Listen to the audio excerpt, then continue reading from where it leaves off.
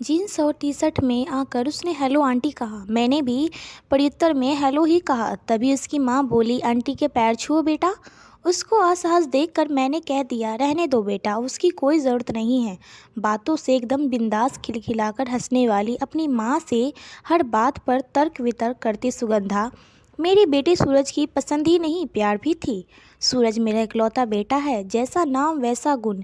जब जब मैं दूसरा बच्चा न होने के लिए उदास होती तो विशाल कहते, ईश्वर ने 10 बेटों के गुण दिए हमारे सूरज में। लेकिन मेरा मन एक बेटी की चाह में हमेशा कलपता रहा।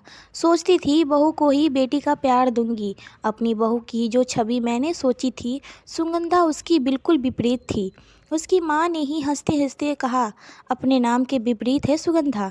लड़कों की तरह वेशभूषा, हंसना बोलना, अखारापन भरा हुआ था उसमें। जाने सूरज को क्या दिखा इससे। शादी की रस्में के बाद सुगंधा हमारे घर आ गई, लेकिन मेरा मन उसे लेकर हमेशा संशयित रहता था। मासूम गुड़िया सी बहू लाना चाहती थी मैं अपने सूरज के लिए, पर ये तो हमेशा डर लगता था कि अगर मैं उसे अपने घर के तौर तरीके समझाऊं तो वो मेरे साथ क्या व्यवहार करेगी। मैं इन्हीं सब उधेड़-बुन में लगी हुई थी और सूरज सुगंधा अपना हनीमून मनाकर वापस भी आ गए। अगले दिन से इस दोनों को ऑफिस जाना था। सुबह की नींद मुझे बहुत प्यारी थी। सोचती थी बहू आ जाएगी तो उसके हाथों की चाय पीकर अपनी सुबह की शुरुआत करूंगी। लेकिन सुगंधा को देखकर मैंने अपना ये सपना भुला दिया और सुबह 6 बजे का अलार्म लगाकर सो गई। पूजा की घंटियों सुन मेरी नींद खुल गई। अभी 6 भी नहीं बजे थे। बाहर निकलकर देखा सुगंधा आरती की थाल लेके पूरे घर में घूम रही थी। मुझे लगा मैं सपना देख रही हूँ। तब तक वो पास आकर बोली, मम्मा प्रसाद लीजिए। फ्रेश होकर बाथरूम से निकली तो मैडम चाय के 2 कप ली हाजिर थी। चाय पीने के बाद बोली, मम्मा मुझे नाश्ते में बस सैंडविच और चीला बनाना ही आता है। आप लोग नाश्ते में क्या खाते हैं? पीछे से सूरज आकर बोला, जो भी तुम बनाओ हम वही खाएंगे। सूरज ने मेरा हैरान चेहरा देखकर पूछा, क्या हुआ माँ, चाय पसंद नहीं आई? नहीं रे, इतनी अच्छी चाय तो खुद मैंने भी नहीं बनाई कभी। फिर मैंने सुगंधा से कहा, तुम्हें ऑफिस जाना है बेटा, तैयार हो जाओ, अभी मैड आ रही होगी, मैं उसके साथ मिलकर नाश्ता बना लूँगी। अरे नहीं मम्मा, नाश्ता तो मैं ही बनाऊँगी, फिर तो मैं पूरा दिन ऑफिस में ही रहूँगी, तो घर पर आप सबको ही देखना पड़ेगा। सुगंधा कभी कोई मौका नहीं देती कमी निकालने का, लेकिन मैं फिर भी डरी रहती थी कि कहीं यह इसका आवरण तो नहीं। मन ही मन भले ही डर रहती थी, लेकिन उसकी जैसे बहू पाकर बहुत खुश थी। मैं हर पर खुशियों को भी कभी कभी नज़र लग जाती है।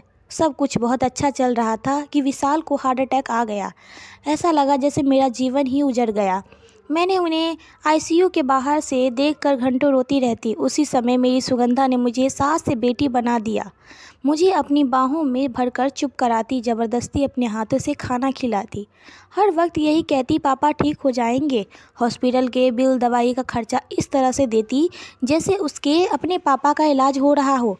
मैंने आईसीयू के बाहर खड़ी होकर विशाल को देखती, उसकी आंखें नम हो जाती देख लिया था। सूरज और मेरे सामने मजबूत चट्टान बनी मेरी सुगंधा वास्तव में बहुत कोमल थी। हर आने के बाद भी विशाल का ख्याल हम दोनों से ज़्यादा रखती। अपनी नई नवेली शादी के बावजूद देर रात तक हमारे साथ बैठती रहती। मासूम गुड़िया सी बहू का सपना देखने वाली सास को एक मजबूत बेटी मिल गई थी, जिसका चोला पाश्चर्य था पर दिल एकदम देसी था। आज मैंने जन्मदिन पर सूरज से कहा, माँ तैयार हो जाइए, आपकी पसंद की साड़ी खरीदने चलनी है। मुझे कुछ नहीं चाहिए सूरज, तूने सुगंधा के रूप में मेरी ज़िंदगी का सबसे बड़ा तोहफा दे दिया। मेरी भींगी आंखें पोंछकर सूर्यांश ने पूछा, मैं वैसे है कहाँ आपकी दबंग बहू, जिससे अपनी अपनी दबंगाई से आपका भी दिल जीत लिया। तब तक सुगंधा ने मेरे गले में अपनी बाहें डालकर कहा, हैप्पी बर्थडे मम्मा, और एक पैकेट पकड़ाते हुए कहा, ये दुनिया की बेस्ट मम्मा के लिए। पैकेट खोलकर देखा, उसमें कांजीवरम साड़ी थी, बिल्कुल वैसी ही जैसी मैं हमेशा लेना चाहती थी।